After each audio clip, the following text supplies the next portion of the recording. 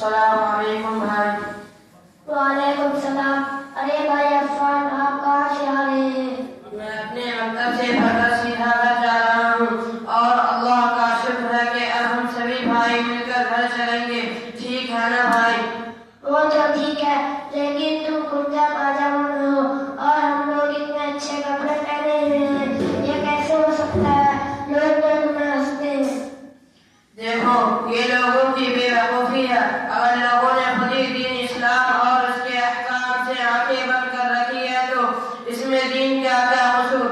اب دیکھو بھائی، ممی بتاتی ہے کہ چمگادر کو دن میں سستا نہیں، اور چودھری کے چاند پر کتے بھونکتے ہیں تو سورج اور چاند کا تو کوئی دوش نہیں۔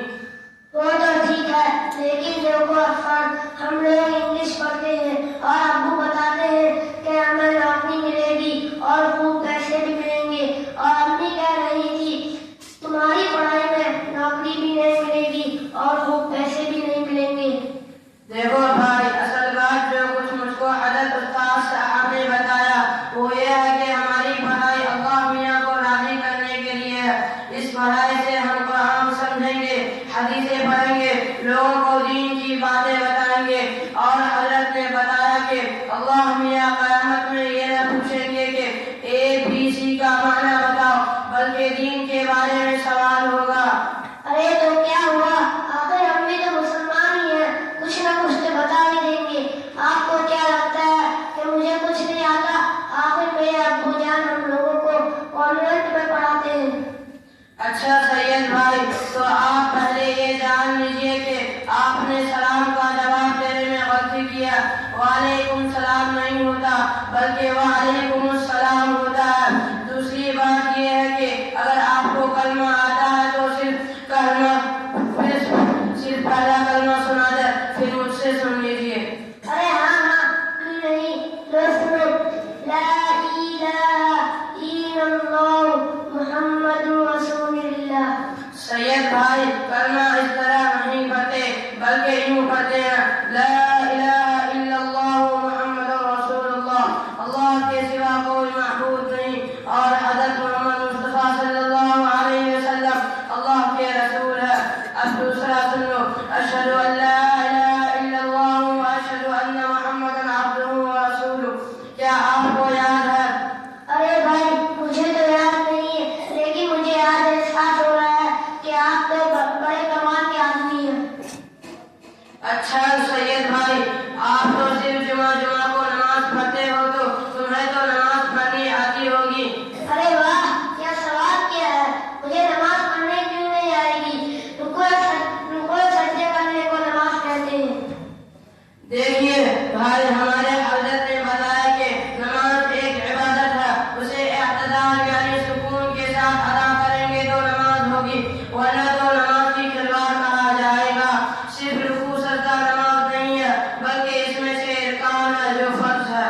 ارے بھائی، مجھے تو یہ بھی معلوم نہیں کہ نماز میں 6 ارکان ہیں، اگر آپ کو معلوم ہے تو برائے کرم بتا دو۔ دیکھیے، نمبر 1 تکبیر تحریمہ، یعنی جہاں سے ہم لوگ اللہ اکبر کہہ کر نماز شروع کرتے ہیں۔ نمبر 2 کھڑا ہونا، نمبر 3 قرات کرنا، نمبر 4 رکوع کرنا، نمبر 5 سجدہ کرنا، نمبر 6 قاعدہ آخرہ یعنی دوسری رکعت کے بیٹھک میں تشہد کے بقدر بیٹھنا۔ میں نے تو یہ بتا دیا، ابھی یہ بتاؤ کہ ہمارے رسول کون ہے، ان کی ماں کا نام کیا ہے، وہ کس خاندان سے ہیں؟ ارے بھائی عفان،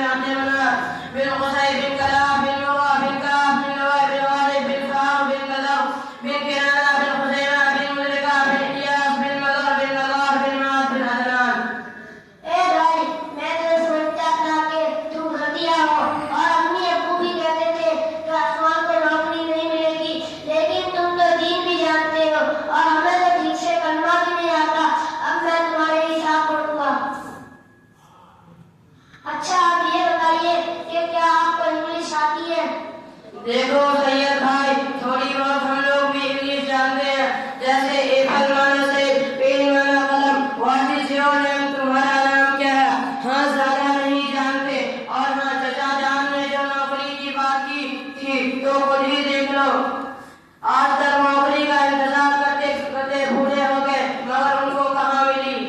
تم ٹھیک کہتے ہو، اب میں تمہارا ہی ساتھ پڑھوں گا اور مسلمانوں والا لباس پہنوں گا۔ ہاں بھائی، اس میں برکت بھی ہے، اور جیسے کا روپ بناؤ گے ویسے کہلاؤ گے۔ خیر، ہم سب لوگ اللہ سے دعا کرو گے اللہ تعالی ہم لوگوں کو باعمل عالم بنائے اور دین کے لیے قبول فرمائے، آمین۔ السلام علیکم۔ ماشاء اللہ، ان بچوں کے مذاکرے سے ہمیں اس بات کا پتہ چل گیا ہوگا کہ دینی تعلیم کی اہمیت کتنی زیادہ ہے۔ آج امت کا بیشتر طبقہ دینی تعلیم کی طرف اس طرح بھاگ رہا ہے کہ دینی تعلیم